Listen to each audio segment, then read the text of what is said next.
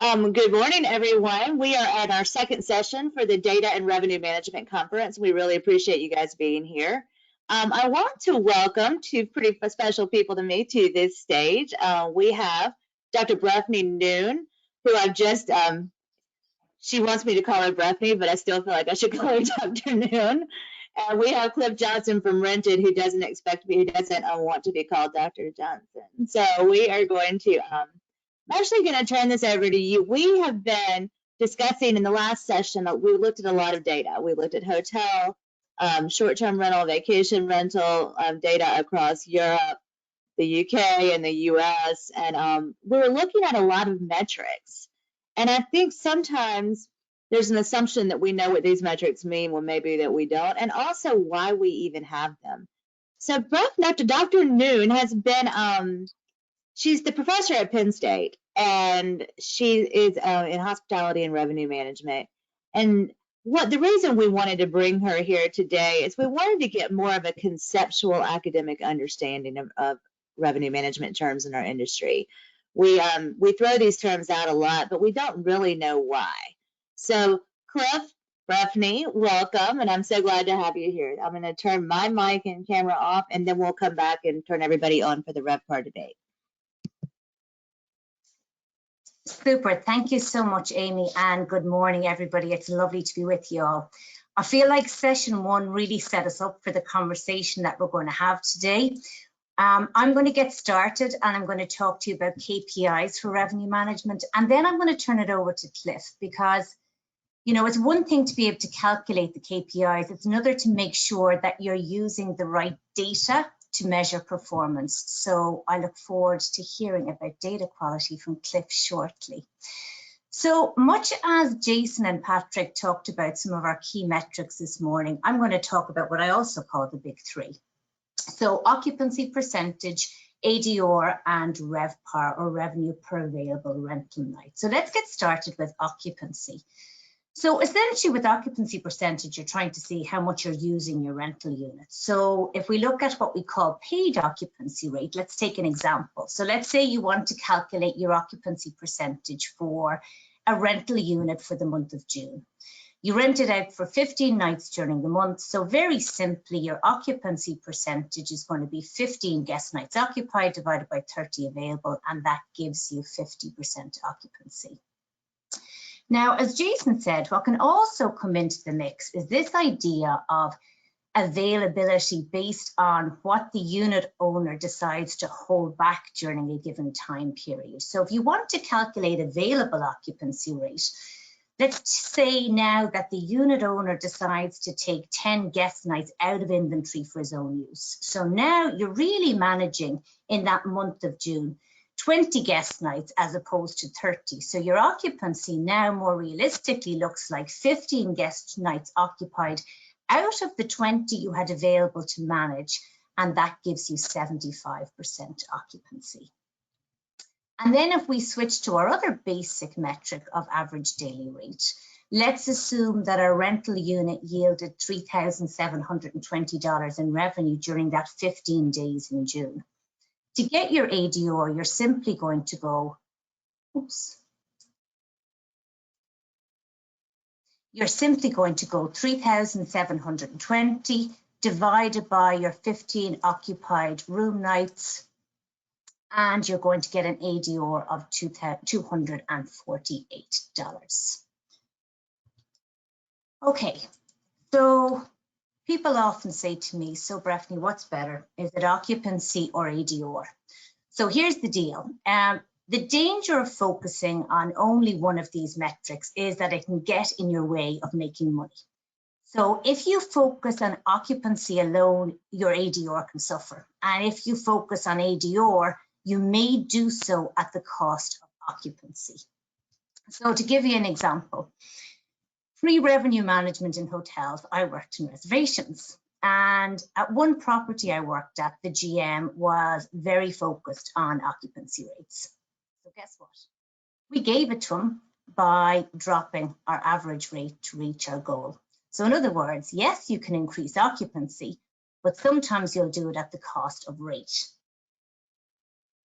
Fast forward a few years, I worked for another GM very focused on average rate. Well, how did we give them average rate? We kept our average rate very high, but sometimes we let our occupancy suffer. So in other words, sometimes when we should have been dropping rate to fill, we didn't keep our ADR high, and it resulted in lower occupancy rates.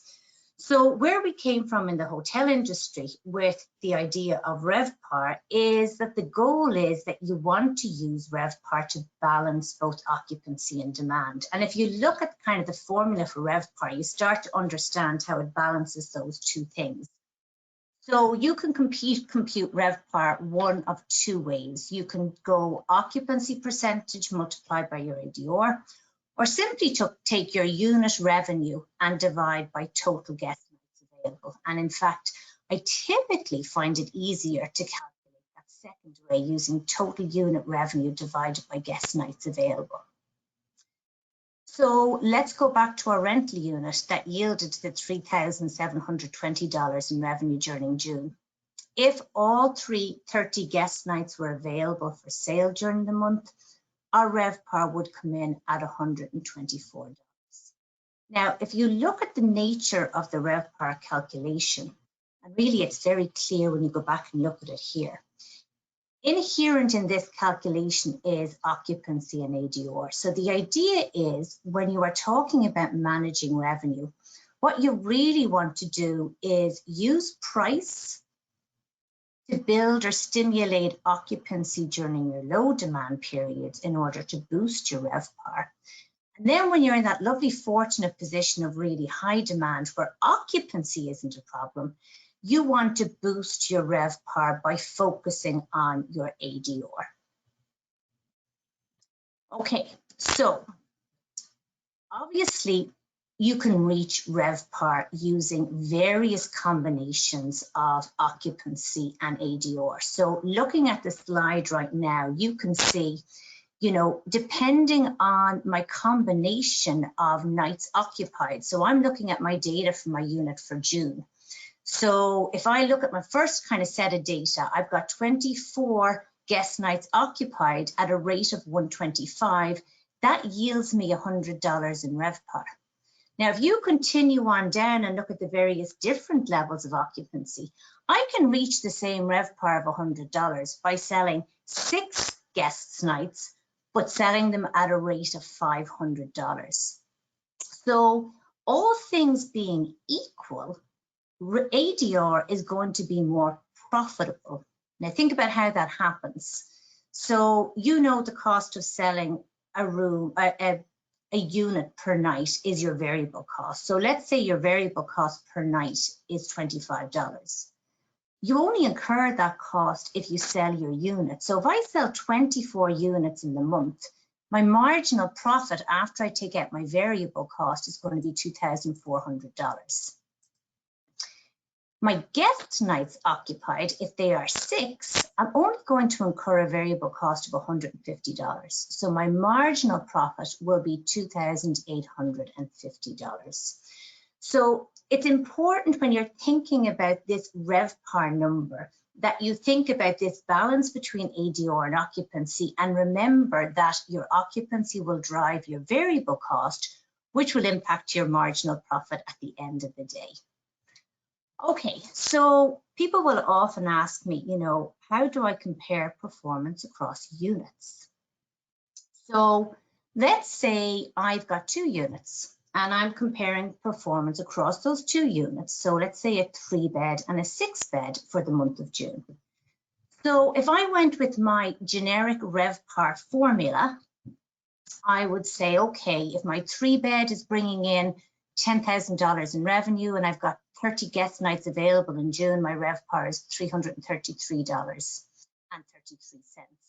If my 6-bed is bringing in $12,000 and I've got 30 nights available, it's bringing in a RevPAR of $400. So on the surface, if you're only looking at those RevPAR numbers, it looks like your 6-bed is doing better. Consider the number of bedrooms, the actual real inventory that you're dealing with. When you bring it down to the level of a bedroom, let's see how performance pans out. So revenue per available bedroom is simply your unit revenue divided by your bedrooms available. So again, looking at my 3 and my 6 bed, well, within the month of June, in a 3 bed, I've got 30 days times 3 bedrooms is 90 bedrooms available. With my 6 bed, I've got 180 rooms available. So if I look at revenue per available bedroom, 6 beds are performing actually better or worse than my 3 bed at 111.11 versus 66.66. So a very different story to what your RevPAR is telling you. Now, you're also going to have some situations where if you are managing a set of rental units, you may have some ancillary spend that you try to drive from guests. So whether that's for, I don't know, activities, kayak rental, catering, whatever it is. In that instance where you're selling add-ons, the actual number of heads on beds matter. So I always compare to the analogy of a restaurant. In a restaurant, you know, you don't make money off selling tables. You make money selling seats because it's the seats that actually drive your revenue performance. So if you're in a situation where you've got a lot of ancillary spend, then the number of heads on beds really matters to you. So how does that get calculated? Again, pretty straightforward calculation, total unit revenue divided by total sleep nights available. So let's assume that my 3 bed sleeps 7 people and my 6 bed sleeps 15 people. So now within that month of June for my 30 nights, I've got 210 sleep nights available for my 3 bed and 450 available for my 6 bed. So now when I look at revenue per available sleep night, my 3 bed is coming in at 47.62 and my 6 bed is coming in at 26.67. And finally, I wanted to take a couple of seconds to talk about emerging metrics. So on the hotel side, even though when we started doing revenue management many moons ago, and we focused on revenue, what we're seeing now, and we've seen it over the last few years, is really a push towards profitability and thinking about what costs we need to think about when we're measuring performance. And one perfect example of this is what we call net RevPAR. So as you can see on the screen here, net RevPAR is simply your total revenue minus your booking costs and sales and marketing expenses divided by total guest nights available. Now, why did we start talking about net RevPAR? So many years ago, when we didn't have third-party vendors online, most people booked direct to your property. You didn't have lots of overhead booking costs. Fast forward to today, somebody can book direct with your property, they can book through a third party. So taking the hotel perspective, for example, I might be able to get somebody to book direct with me, and it might only cost me $5 in terms of overhead costs. Another person books with me through a third party channel company, and guess what? Now I lose 20% of my revenue in order to acquire that customer. So why we've started to look at net RevPAR is so that you can compare apples to apples, because if I've got $100 worth of revenue coming in from 2 different customers, one books direct and one books to a third party, well, the direct, I'm probably walking away with $95 in my hand. Third party, I'm probably only walking away with $80. So to level the playing field, we look at net RevPAR. So to recap to our example earlier, let's take the unit where we yielded $3,720 in revenue during June. Based on our generic RevPAR formula, that comes out at a RevPAR of 124. Now let's assume that in order to acquire those customers, our booking costs and our sales and marketing costs come in at 744. Now our actual bring to the bank net RevPAR is $90.20. So really, in order to have a better picture of what's flowing through from your revenue, that's why we've started to use that net RevPAR metric. And you'll probably hear some more about that in a later session where Cindy Estes Green from Calibri Labs is going to be talking, because that's something that her firm very much focuses in on. So to wrap it up before I pass it over to Cliff, we've got several metrics that you can use when you are evaluating performance. Depending on what question you're asking or what performance you want to measure, that will dictate when you plug in different metrics. So for example, looking at one unit's performance, it might be okay to look at revenue per available room. Comparing across different size units, that's where revenue per available bedroom, for example, may come into play. And why using the right metrics is important. Think back to my example of the two GMs, one valued occupancy, the other valued ADR, and we gave them what they wanted. So in order to make sure that you get the right things managed and the right things improved, you got to make sure that everybody is using the right metrics for your business. So with that, I'm going to pass it over to Cliff, who's going to talk a little bit about quality of data. Over to you, Cliff.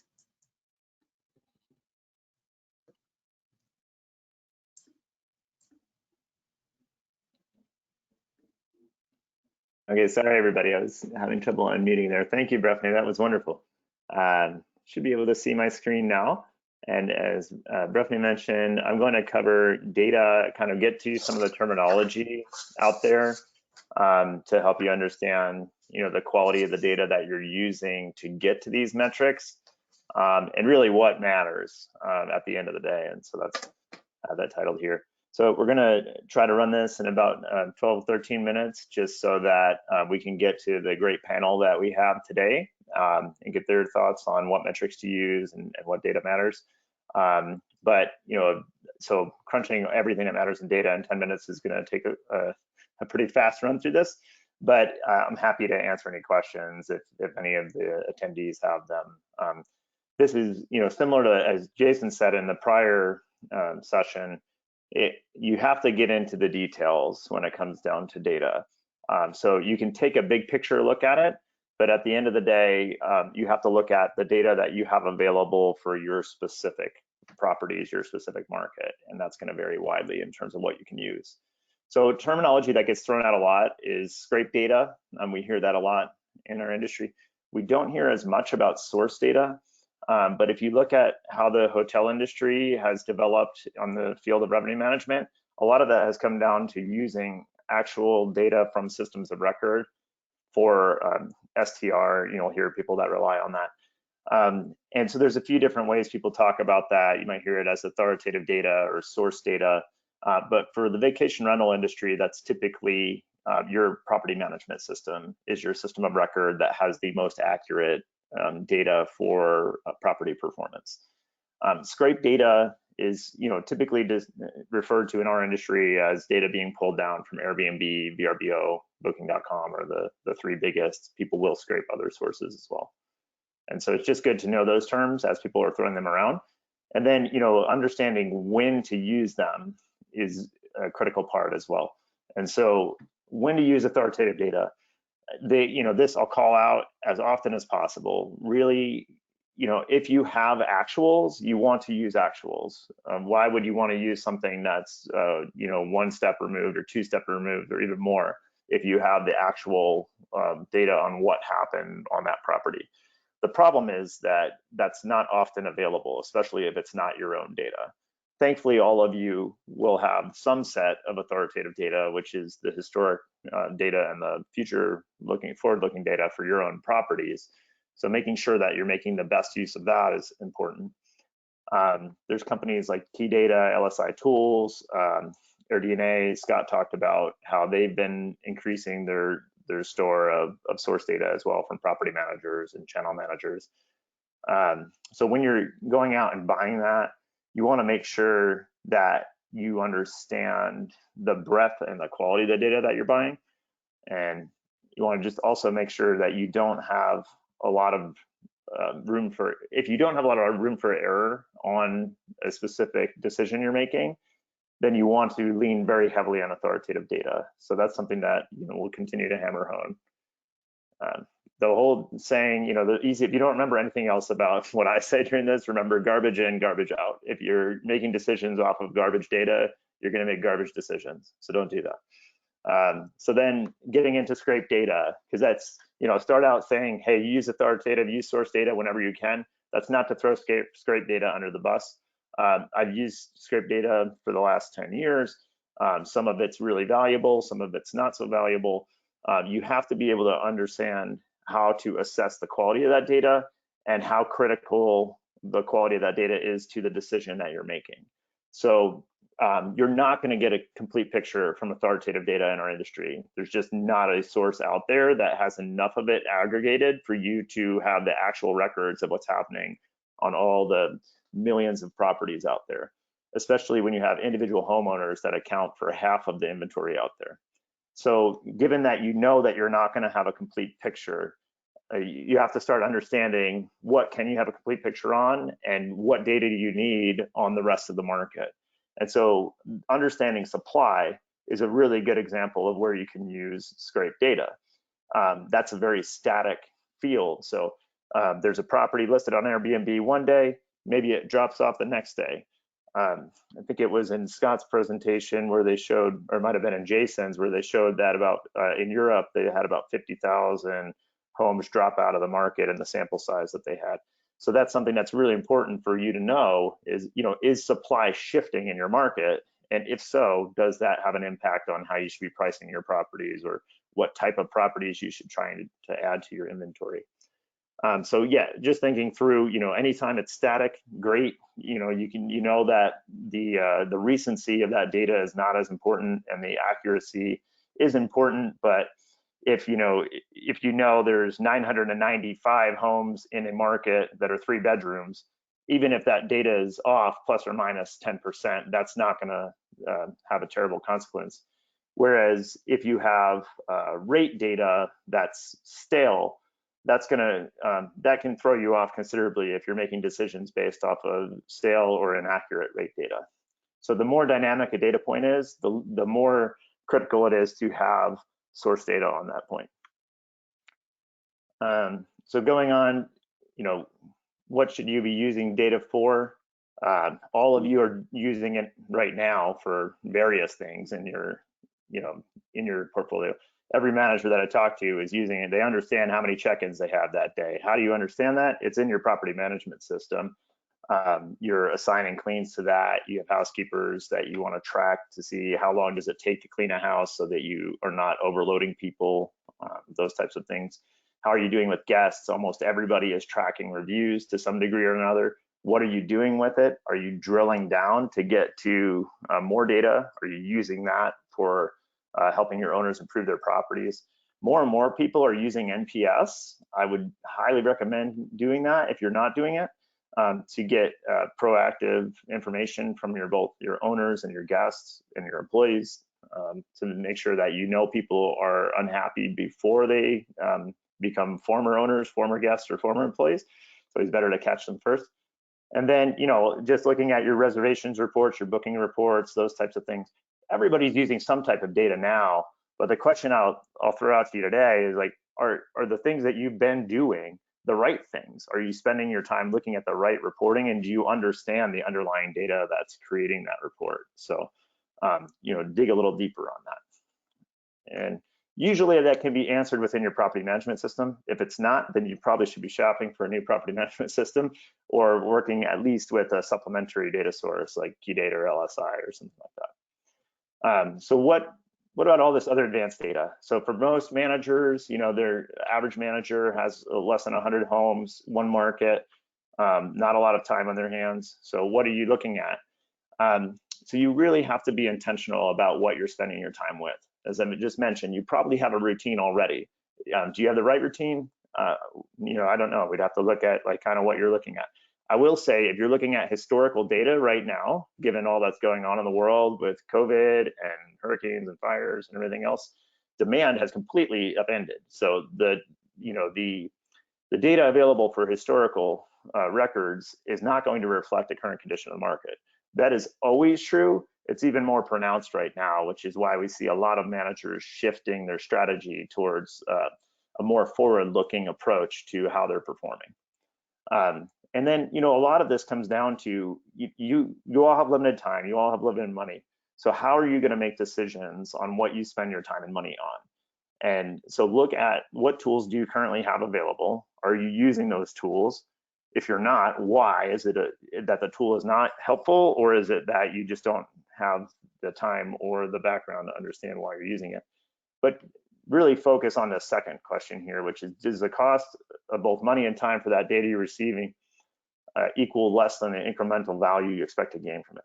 So if you're spending more, and you should value your time, figure out how much time your time is worth to you. If you're spending more than you're gaining from something, you shouldn't be spending money on it.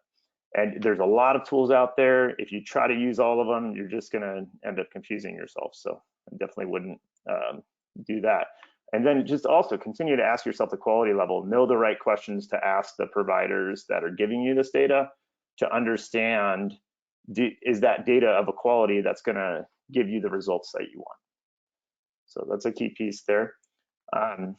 And then, kind of I spend my day all day, every day looking at vacation rental rates, which has been really fascinating in the past 6 months, because a rate one day might change completely, or the relevant rate for a market might change based on something such as, we had in Florida a condition where the entire state was shut down by the governor, which drastically changed demand, not just for Florida, but had ripple effects across other states surrounding it, because people wanted to get away still, but they couldn't get away to a lot of the inventory in Florida. So that those types of things, really, that data is available on a macro level. You need that macro level data point in order to make decisions, and you can only get that from scrape data. So really, however you're pricing right now, you're likely using some data. It might just be that you're using historical data. We've always set this price at this rate. We've always gotten enough occupancy to retain this owner, so we're leaving it as is. I'll say that's not a good strategy, and you're eventually going to lose that owner, so you should change it. But you're using data already. You're just not using as wide a set as you should. But one of the things I always try to get people back to is, like, the value of a property on a particular day is what people are willing to pay for it. And that varies so much by how you're positioning that property in the market. So the second you start adding restrictions, think if you have a minimum stay requirement where you have to stay at least 4 nights to stay at that property, you're blocking out at least 50% of the market when you do things like that. You have to look at, what is the total demand funnel at the top, and make sure that you're capturing as much of that as possible. Otherwise, you have to account for that in your pricing. If you're in a market that really loves pets and you're not pet friendly, you're hurting the property. So the owner needs to understand that, and you as a manager need to be able to communicate that to them. And so, right now, as I mentioned, there's just so many factors going on that put a lot of pressure on revenue managers to get the right rate at the right time. One of the things I want to highlight here too is, if you're in a market out on the West Coast right now, or as Amy's in Alabama, where we have a hurricane coming, you want to make sure that if you're using pricing automation, that you're not gouging people that are in the middle of a disaster. There's also sometimes penalties associated with that, but it's also not the right thing to do. So please make sure that you're at least monitoring any automation you have. And yeah, really, ultimately, you're determining the market rate for every property in your portfolio. The data that you need to make that right decision is going to depend on the property that you're managing. So what are the pricing approaches that people use? So it's usually going to be some combination of these 4 things. A lot of these terms are in the terminology link that Amy has on her site on VR Mintel that shows all the industry terminology. We're going to talk a lot about, of course, ADR, occupancy, RevPAR, but each property, you can call it a base rate, you can call it something else, but each property has essentially a median rate that the property is going to make over the course of the year on the nights that it does book. And getting that right, like knowing where your property sits within the market, is critical, because you can understand the market you understand, the seasonality really well, but if you have this glorious vision of what this property is and you're overpricing it all year, you're not going to get that occupancy. And so it's really understanding how these two work together, how the value of your property interplays with the demand in the market at any given time. I see people oftentimes depend way too much on property past performance or the cohort's past performance, and I throw the term cohort out a lot. Really, that's just a comp set, and that's how I hear most managers talking about it.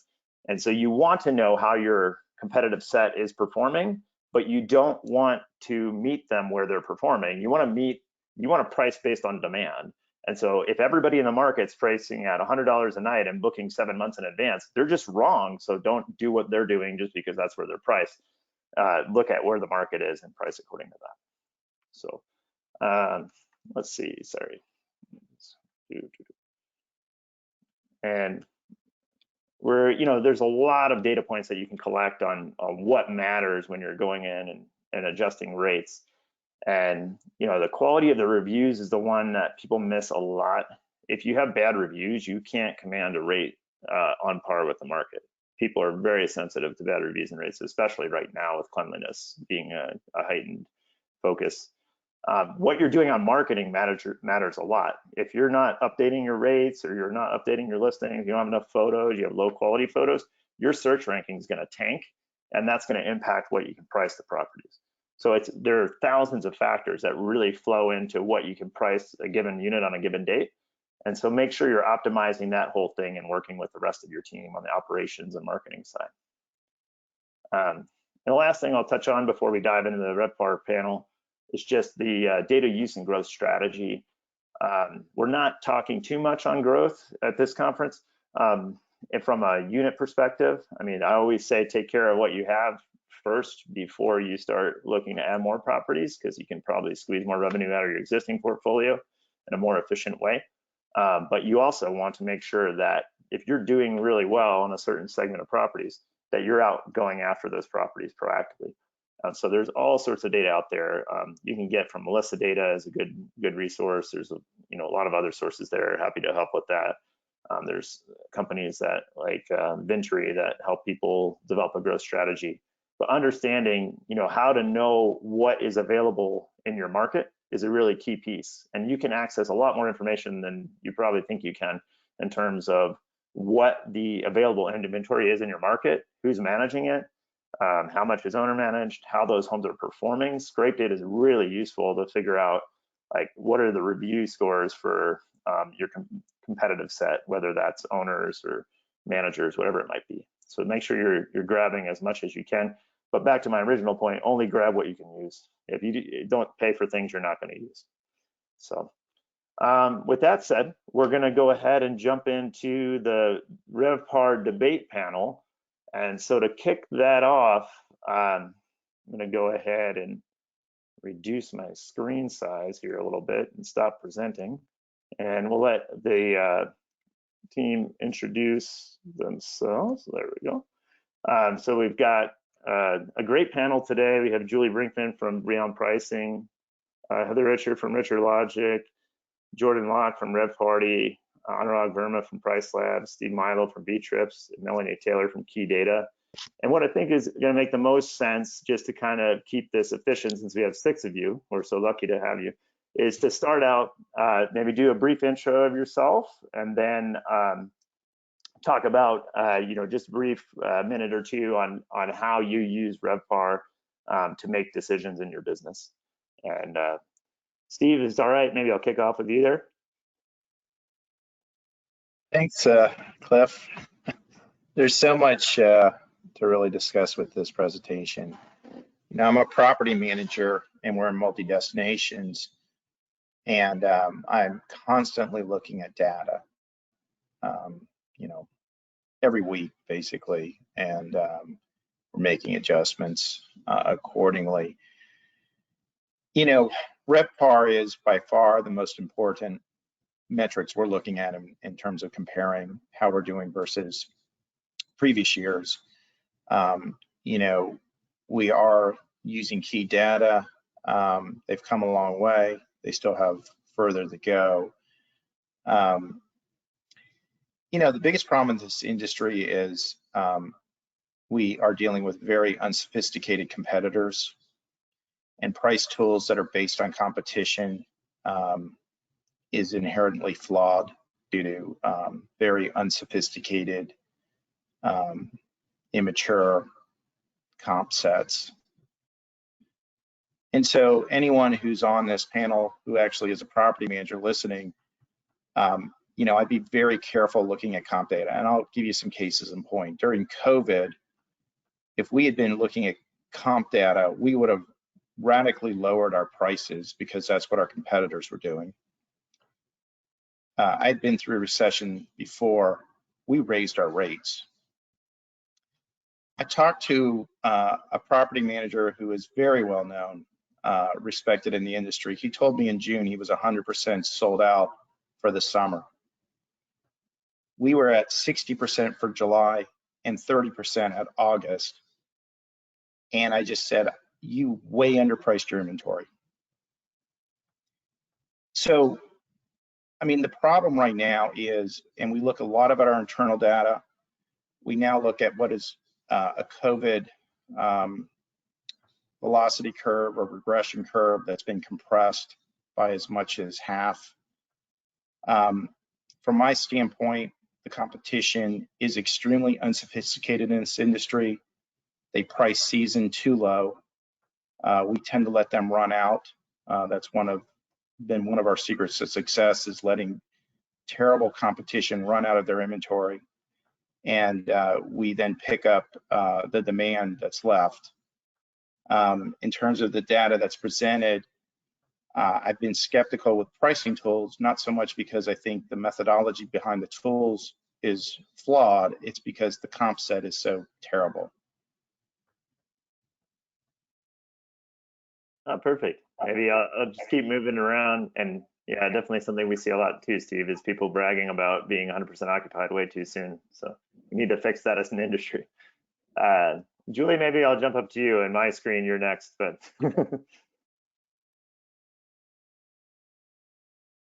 Oh, we can't hear you for some reason.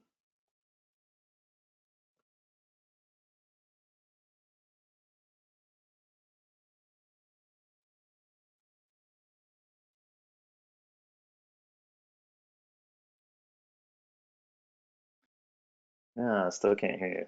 Sorry. Maybe move to Heather and let you unmute. I'll help out there. Okay. Can you hear me okay? Okay. My name's Heather Richer, and a little bit about my background. So I've been in revenue management and distribution for over 15 years. I spent the first part of my career in the hotel world, also did restaurant revenue management, and then the last 3 years have been completely short-term rental, vacation rental focused. So from a systems, support, data, technology perspective, really have been able to kind of view the world from an overall lodging perspective. And so a lot of what Steve said, you know, totally agree with on, you know, where the industry has kind of to go still with understanding the discipline, the tools and resources available. And we don't necessarily have the most robust toolbox yet, but it's improving a lot. And a little bit about Richer Logic. So we're a team of revenue management professionals providing support and services. So understanding the tech as well as the best practices for running revenue management for your organization. So the question is RevPAR. How do we use RevPAR? So ultimately, everything Breffni said was so great, you know, like breaking it down to you're balancing out how to maximize total revenue with the lever of occupancy and rate. But at the end of the day, if you're really successful, you're stealing market share. You're doing a better job than your competitors, right? So you have to be able to define the competitor, you have to define your market, and then you have to be able to measure what the term index is used a lot in the hotel world. I don't know if the Smith Travel presentation actually talked about index, but the idea that what is a fair share for your amount of inventory based on demand into the market. And ultimately, if you can tell that story, right, with the data you have and, where key data or LSI, and then the combination of maybe AirDNA and scrape data, wherever you can tell the story with the data you have, that you are outperforming the competitors, right, to be able to tell that story to owners, be able to tell that story to get new owners, and so just again, as an industry, the better we can do with that, the kind of just more progress we'll make, right? And understanding, like, did waiting to be the last to fill actually put me ahead of the game? I yield higher RevPAR. I, stole market share from my competitors. So that's kind of just, talking through like where we need to go. And I think we're on the right path. I mean, in this conversation is just a piece of that too. So. No, I'll stop definitely. there. I know Amy, is one of her pushes is, can we all agree on what RevPAR is, which I think is maybe a 4-hour discussion. But Right. Julie, I'll come back to you if you're able to. Let's see if we can hear you now. Oh no, he still can't. I don't know why. Maybe try taking your headset off or something. I don't know. Might work. But I'll bounce to Anurag and then we'll come back to you. Sorry, can you guys hear me? All right, sounds good. No, so yeah, the first question about RevPAR, absolutely. I mean, this is one of the most important things anybody wants to measure. The importance also comes because a lot of times in hotels, like the inventory that you manage is somewhat static. Like if you have a hotel year over year, you generally tend to have the same number of rooms, unless you're adding wings and stuff like that, which is rare. So instead of RevPAR, there you can actually just measure revenue in most cases and get a good sense of how you did year over year, for example, right? Whereas in our industry, this year you're managing 100 homes, next year you're managing 120 homes, and the mix of those homes also changes. So if you measure RevPAR over like all the 100 homes and all the 120 homes without segmenting, like Breffni mentioned, then you're going to be in trouble, because maybe this year you're managing most of your inventory is 3 bedrooms, and next year most of your inventory is 2 bedrooms. The mix has changed so much that if you don't segment properly, then even RevPAR will give you some strange results. But to speak to how we use RevPAR, I'm super happy that we are having this discussion. We are right now creating our reporting tool and adding enhancements to it, and RevPAR is one of the things that's getting added in there. So looking forward to whatever we come up with. One of the challenges has been, especially for the adjusted RevPAR, that historically not every system tells you whether when a date was booked, you know it's booked because the reservation exists. But if it was blocked for maintenance or something else, you can just block dates without putting anything in depending on the system. So it's hard to know 3 years back, these dates didn't book. Were they sitting empty? Did they, and yeah, some of these questions become harder in our industry in some ways because there are so many reasons dates become unavailable. But yeah, we generally, at least at this point of time, and we are improving upon that as well. When we look at, for pricing at least, we look at the market data, of course, but we also look at your own internal data. And at that, in market data, we try to clean every block date to try and get as best an estimate of occupancy. But for internal data right now, we're using, if it is owner occupied, we say, hey, it is occupied. The owner decided to come here. It's not paid demand, but it's demand in some ways. And for internal pacing that the systems we have, we consider that as booked right now. Oh, thanks, Anurag. Yeah. I think that's a good segue into Melanie, because Jason mentioned this too, where they were seeing in some of the data sets that there was an increase of both holds due to state and city regulations that prevented you to do that. But we also saw in New England, it seemed like everybody from Boston was going to stay in their Vermont house. So maybe I'll kick it to Melanie next to talk about that and adjusted RevPAR, and then we'll bring it back to Julie after that. Yeah, so I'm Melanie Brown. I don't know where the Taylor came from, but that's okay. We'll get it straight now. So I'm the director of data and analytics at Key Data. And so I'm going to start with the first part of the question, which is how we use RevPAR. First of all, for all of our property management customers, we always start off by saying, if you're looking at one key performance indicator, make sure you're looking at RevPAR. Especially for those with less revenue management experience, it's much easier to just look at that than it is to try to, understand what's happening with occupancy and rates and owner stays and whatever else is happening. My team does a lot of market insights and reporting and lots of presentation decks like you saw this morning. And looking at RevPAR is a lot easier for the same reason. It's easier to look at just RevPAR over time than it is to try to talk about rates and occupancy and still keep people's attention. So in our system, we have two main RevPAR indicators. We have just normal RevPAR, which is total revenue out of all the nights in a period. And then we also have what we call adjusted RevPAR, which is total revenue out of the nights available to be rented. So if you have 30 days for a property, 10 nights are taken up by an owner and 5 are blocked, we'll look at total revenue out of just a 15-day period. And that helps adjust for, again, differences in owner stays and maintenance holds and renovations and whatever across properties. And we can do that since we plug in directly to the property management system and can see for both your units and the competitors, the owner stays and maintenance holds. I'm going to go past my 1 minute and talk about when we use different ones. Like Jason mentioned, up until this year, we mostly just stuck to adjusted RevPAR. Again, it was a better apples to apples comparison across different markets and across different properties with different rates of owner usage. With COVID, though, the restrictions and, both from are you open at all or are there different stay length restrictions have been so different across markets. And a lot of rentals have just been booked, 3 months through. And so then it's not a complete picture to compare, for example, the January through March performance of a rental in Southwest Florida to January through September for somebody on the Panhandle.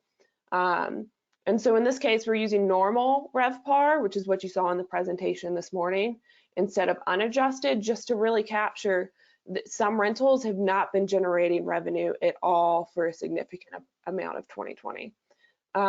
We do also calculate RevPAB and RevPAS, so that's revenue per bedroom and revenue per sleeps.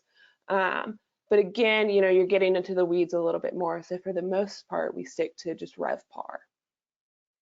Oh, that's excellent. And one thing I'll also point out is that even adjusted RevPAR is not created equally. You can imagine if an owner uses the 4th of July, they're taking away really high ADR days, as opposed to if they grabbed a random Monday, Tuesday that was between 2 other reservations. So it's we get deep into the weeds, like trying to figure out what the right metric is. Julie, maybe we'll try again. How's this now? Yay. Okay, great. Thanks everyone for your patience. And again, really glad to be here. So I'm the COO of Beyond Pricing. Beyond Pricing is a dynamic pricing tool. We also have a market insights dashboard that we allow not only our owners and property managers to take a look at, but anyone who wants to connect to our tool. In our dashboard on the pricing side, we look at RevPAN, which is the equivalent of RevPAR. Your revenue per available night is how we call it. And so, Melanie, it's equivalent to your adjusted RevPAR. We want to make sure that we're taking out any maintenance blocks or owner blocks, and you're just looking at those available nights, your revenue over those available nights. One thing I'll mention about the metric is, I think when it comes to comparing against your year-over-year performance or your portfolio performance, or even that of the market, triangulating data points becomes really critical in assessing the inputs for RevPAR or RevPAN. And then once you're able to glean those insights, I think the next really important step is, what do you do about them? So, as we've talked about, RevPAR is a function of a bunch of different inputs: ADR, occupancy, length of stay, even fees. And so if you're getting these insights, it's really important to be able to take action on them immediately. And that's the one thing that we like to focus our conversations with our owners and property managers on, is this is a great metric to take a stare at, but let's do something about it as we seek to achieve our goals. Excellent. Yeah, I agree. And Jordan, we'll bounce to you last but not least. We'll bring to Jordan and how you use RevPAR. It's a little different because you're interjecting manually. Yeah, and obviously we use RevPAR a lot at RevParty. That's what we're named for. And I think, not surprisingly, a lot of people brought up points and really commonalities at how we look at it. Melanie talked to how we can customize it per bed, per unit, per paid night. Anurag brought up the changing inventory aspect of vacation rental. Professor Noone talked about the trade-off between occupancy and ADR. And so all these things are happening, but I think there's kind of two key points that makes it even more useful. And one is that it removes the collinear and positive correlation between ADR and occupancy. And so when you dive into a lot of questions and challenges that you're facing, it's really hard to tell what's driving what, because during peak season, both ADR and occupancy is likely to rise, right? And so it gets really hard to really draw insights from the data if you don't use RevPAR. And the other thing is that RevPAR is really unique kind of mathematically and economically. And so really what it equates to is your expected value for a room night, right? The probability that you'll sell that room is your occupancy, your expected reward is your ADR. And so you get your expected value per room night. And just knowing that allows you to answer a lot of questions, at least in a ballpark figure of what's acceptable to do when you're making decisions. Oh, definitely. And I think, so the good thing is, I think we're all on the same page that RevPAR is an important metric. We won't get into the specific instance of, is it adjusted or regular, what should we be using that side. So I think that could be a long discussion, and I would be a big advocate for adjusted, for the record. But I do think that all comes down to, how do you measure success? And so like, I can kind of tee it up and say like what I end up looking at. And I'm looking at, I'll steal the terminology from my data scientist buddy, Nick Moat, is that I look at, from a hindsighting perspective, RevPAR versus market for the right comp set for that property, which is already a mouthful, right? So like when we want to show our clients that, hey, we're doing really a good job, we have to show them that. We can't just say, oh, you're up year over year because you did nothing before, and now we're slightly better than you were when you were doing nothing. So I think maybe we'll start this with Steve, given that he's the manager of this. And I started out as a manager for many years. And so for me, that was always how I would evaluate. And like some of our early markets at Vacasa, in my former life, there was not sophisticated competition like on the Oregon coast, those types of places. So just saying, yeah, we beat everybody else was not good enough. We had to see, like, are we optimizing for what the market will bear? So curious, Steve, like, how do you measure success? You get a new property on board. What are you comparing that to ensure that you've got it optimized? Comparing success based on, our internal data of what the property we believe should do from a revenue standpoint. How we know we're outperforming the rest of the market and how terrible some of our competition is we're still in M&A and we get to look at financial statements, and it's a mess. I mean, our industry is filled with very unsophisticated competitors who do a very, very poor job with revenue management. But I will give you some examples. I mean, we have markets today where, our occupancy is up 30% and our ADR or RevPAR is up higher. So we've been able to, use COVID, which is an extreme situation, to basically drive far more revenue to us than our competitors, because our competitors were just they were just foolish how they marketed their properties. And I mean, I'm on a panel with a bunch of vendors, and they have yet to talk about how you distill the unsophisticated competitors from their pricing tools. So I will tell you, anyone that is blindly following one of these tool sets is making a major mistake. The issue is not necessarily the tools, it's the comp data. And if you don't pull out the rent by owners, who are extremely unsophisticated, and the smaller mom and pops, and the people who were in cash flow distress, if you don't remove them, then you are not able to successfully do RevPAR. And I'm sorry to be so blunt, but I mean, I'm on a panel with vendors who are ignoring this issue. The problem in this industry is bad comp data. Until that issue is resolved, and until vendors actually talk about it and what their tools are going to do and how they're going to isolate out bad competitors who are discounting their properties because of cash flow issues or who are completely unsophisticated, then I would advise people not to use these tools.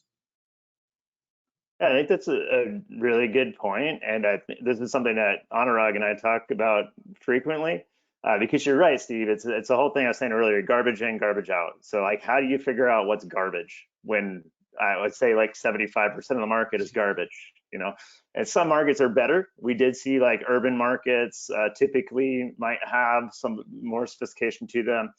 Destination markets typically don't. There's people more relying on historical data there. But maybe Anurag, I might kick it to you and just talk about like how you deal with that challenge, like where the data qualities look. Absolutely. And sorry, just to give a primer, I don't think I introduced myself either. So I'm Anurag from Price Labs. One of the things from very early on that we found out was precisely what Steve mentioned, that like everybody, like 5 years back, nobody or very few people were thinking about revenue management and changing prices. So when we started out saying, okay, we need a dynamic pricing system, we need to create a system. One of the problems we ran into was this, that, hey, like nobody else is doing anything. How do you know what's happening in the market? And so we made a very early decision, which holds true even now, that we are not going to try and price match anyone. Just because everybody has flat prices doesn't mean that you should have flat prices. What we do look at, so for example, seasonality. A lot of markets, you will find that they are super peaky in summer, and yet hardly anybody is doing anything. Like if you look at market data, and I will show some of this market data later on in some other sessions, the prices go up by maybe 10% or 20%, whereas like if you look at the occupancy in low season is 20% and hitting 90% or 95% in high season. Like it doesn't make sense that occupancy varies that much and prices only vary by 10%. So very early on, we decided when we are trying to get seasonality for the market, when we are trying to figure out if there are big events happening in the market, we are not going to look at what prices other people are setting. We are going to look at what kind of occupancy trends they are seeing relative to that. So nobody might have raised prices for a big event. That doesn't mean you should not raise prices. If you see that those dates are booking more than others, go ahead, bump your rates, because clearly something is happening. The market might not be doing anything, but you need to, essentially. So yeah, that's how we tend to think about it. Like, don't follow the price, but follow the trends in the occupancy in some ways, or price, yeah. I think that makes sense. And then we just got Julie back. So I think, like, given that both of you are constantly working on models and updating your models, Julie, maybe I don't want to throw you on the spot if you didn't catch all of that, but it'd be interesting to see, you know, how you deal with the data quality issues, essentially. Yeah, it's a good question, and thanks for your patience. My 7-year-old's struggling with his Google Classroom. So yeah, you know, Steve, to your point, we at Beyond Pricing, we tell you not to cheat off a D student. That's just one data point that we, you know, considering market data is important, but the ability to limit and filter that data based on what you as a property manager understand to be good quality data. So at Beyond Pricing, we allow you that opportunity to create your own comp set and create filters that meet your needs so that you're able to really compare it against market. Because I agree with you, Cliff, that the RevPAR versus market is a true north KPI. You know, I'd also say that total revenue back to owners. You know, it's great to have RevPAR versus market, but if you're not delivering, you know, on their fixed cost coverage, then we need to, you know, the metric just becomes a vanity metric. So those are the couple of ways that we help at Beyond Pricing, is filtering and creating your own concepts within our dashboard. Just to build, if I can, Cliff, on what Julie just said, that's something, Steve, that we've thought about for a very long time in the hotel space, and this idea of picking the right comp set, because to your point, if you're comparing against the wrong people, the data is meaningless and you're wasting your time. So, you know, we've become very sophisticated on the hotel end over the years, where you'll continuously reevaluate your comp set. And, you know, it even may be to the point, Steve, where one season you've got one set of properties that makes sense to look to see how they're doing, and another season you'll use a different comp set. And the idea is, I think, kind of like what Julie is saying, you work with your vendors to make sure that they're giving you the apple-to-apple comparison that you are looking for at a specific point in time against your market. And I think Heather can speak to that too. Obviously, she was embroiled a lot in that comp set choosing and so on over the years, and it's so tricky. Well, you were even, I mean, there's the ability again, like with the more sophisticated toolbox, to think about comp sets by day of week, you know, seasonality. I mean, you know, you're really getting an agile comp set perspective if you have the right tools. Let's do this. We've got to cover. Yeah. Sorry, we got to go, but I think there's a lot of good stuff here, and we'll try to get everybody back. Coincidentally, after the demo ground, we have a session on segmenting properties and building comp sets. So join us at 2 o'clock for that. In the meantime, we've got to get ready for this demo ground. Thanks, you guys. Have some of you. I'll see you in a second. All right, thanks everybody. Appreciate it. Thank you. Thank you.